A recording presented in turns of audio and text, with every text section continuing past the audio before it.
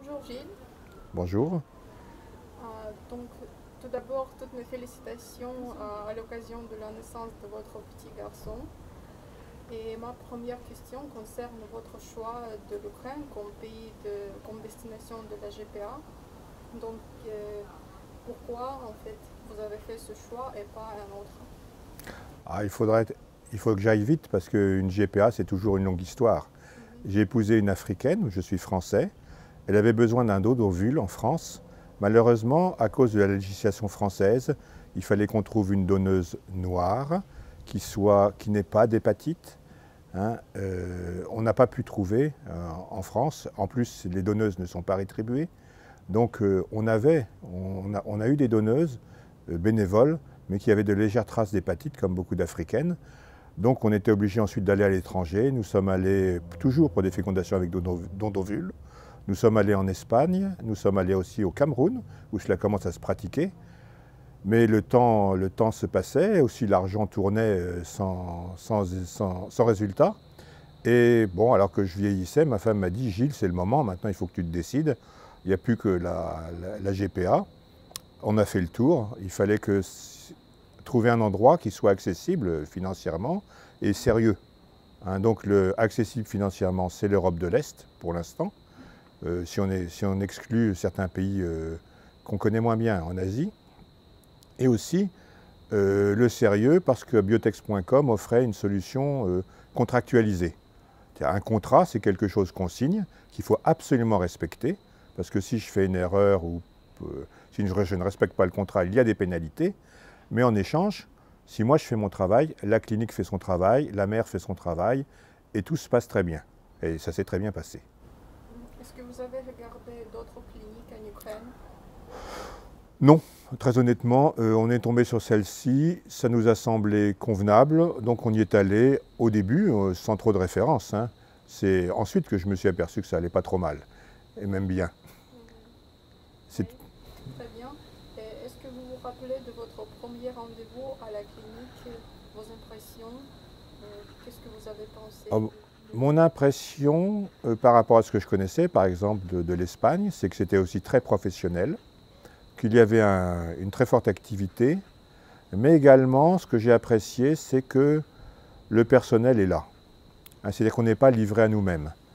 Le fait, par exemple, qu'on soit hébergé, qu'un taxi vienne nous chercher, et tout ce genre de petits détails, pour des situations qui finalement sont stressantes, ça nous permet d'aborder les choses avec beaucoup plus de décontraction. Donc, passons à votre mère porteuse. Vous l'avez rencontrée lors de son échographie de 12 semaines, c'est Oui, ça? nous l'avons rencontrée, et puis même, on ne savait pas très bien si c'était autorisé ou pas, mais on a pris contact directement, parce que c'est une personne très intéressante. Il faut bien voir aussi que comme on est en Ukraine, ma femme est noire, on nous a dit s'il faut une donneuse noire, ça va prendre très longtemps. On sait bien que pour ces histoires-là, très longtemps, parfois, c'est jamais. Donc on a préféré prendre une donneuse à physique ukrainien. Conclusion, l'enfant, il va tout de suite nous poser des questions. Donc on était très content d'avoir une mère porteuse sympathique, avec laquelle on puisse rester en contact, de façon à ce que quand l'enfant nous posera des questions, il n'aura qu'à aller sur WhatsApp, et puis ils pourront dialoguer. Enfin, dans la mesure où il connaît un peu le russe. Et vous êtes venu à plusieurs échographies à Kiev? Je suis venu à plusieurs échographies, seul au début, parce que ma femme était encore en Afrique, ensuite avec elle, ensuite c'est elle qui est venue. Donc les liens se sont tissés, c'est surtout ma femme qui a tissé les liens avec la mère porteuse. Moi, l'homme, il est toujours un peu plus réservé. D'accord. Donc, l'accouchement de la mère porteuse s'est passé à Kirovograd, Oui, hors Kiev, parce que c'est prévu par votre c'est contrat. prévu par un contrat. Nous, on a choisi un contrat d'un prix modique, en se disant, nous, on n'a pas besoin de beaucoup de confort. Et puis l'idée derrière, c'est que si ça marche bien, un enfant tout seul, c'est pas assez. Donc, parlez un petit peu de votre visite à Kirovograd, la maternité, vos impressions quand vous avez vu votre petit garçon pour la Oui. première fois. Kirovograd, d'abord, pour les gens qui ne connaissent pas, c'est l'Ukraine profonde, on va dire. C'est-à-dire, c'est une petite ville, avec un centre-ville qui était à 1 kilomètre à pied de l'hôtel, tout à fait charmant, très intéressant, avec des magasins à l'ancienne, donc c'est la véritable Ukraine. Ensuite, on avait le droit, tant que la paternité n'était pas reconnue par le test ADN, on avait droit à 1 heure avec l'enfant chaque jour, ce qui nous permettait de prendre contact. On pouvait également voir la mère porteuse à cette occasion, du moins nous n'avons pu le faire. C'était une mise en train, bien sûr, on attendait, on espérait que les résultats du test arrivent le plus vite possible. Bon, c'était le jour de la fête nationale, pendant notre séjour, donc au lieu d'avoir 5 jours, on a eu 7 jours, quoi. Mais ça s'est bien passé. Et là aussi, c'est toujours le taxi qui vient vous chercher, donc il y a un encadrement qui est toujours présent. Bien sûr, on n'avait pas besoin d'interprète quand on était à la clinique avec l'enfant, à la maternité, parce que le personnel sait très bien se faire comprendre. Et puis on sait de quoi il s'agit. Nourrir un enfant, bien le porter, tout cela, c'est pas compliqué. Et je sais que vous avez choisi un prénom intéressant pour votre garçon. C'est donc quoi le prénom? C'est Herman Froid. Pourquoi? Parce que c'est un vieux prénom français qui date du IVe siècle, qui veut dire la paix de l'homme de guerre. Pourquoi? Parce que je me suis dit, ce petit garçon, il a une mère africaine, un père français, une origine ukrainienne aussi en partie. Donc je voulais lui dire, tu choisiras ton identité, mais si tu veux choisir une identité française, elle est bien ancrée. Voilà, donc quand vous êtes revenu à Kiev, la procédure de préparation du dossier pour l'ambassade a commencé. Vous avez souhaité un laissez-passer ou un passeport? Pour l'instant, j'ai demandé le laissez-passer. Bon, j'attends encore. Si je n'ai pas la réponse demain matin, je téléphone. Ça devrait bien se passer, puisque c'est un délai dont on m'avait dit 4 jours. Apparemment, ça approche plutôt la semaine. Mais ce n'est pas un problème. Et puis, au risque, même si c'était en retard, il faudrait juste décaler un peu un billet d'avion. Ce n'est pas des choses qui doivent nous inquiéter. Depuis que l'enfant est là, j'avoue que...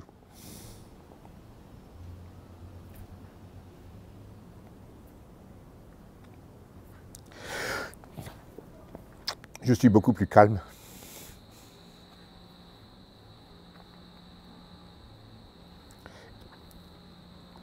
Et tous les petits problèmes qui me gênaient n'existent plus.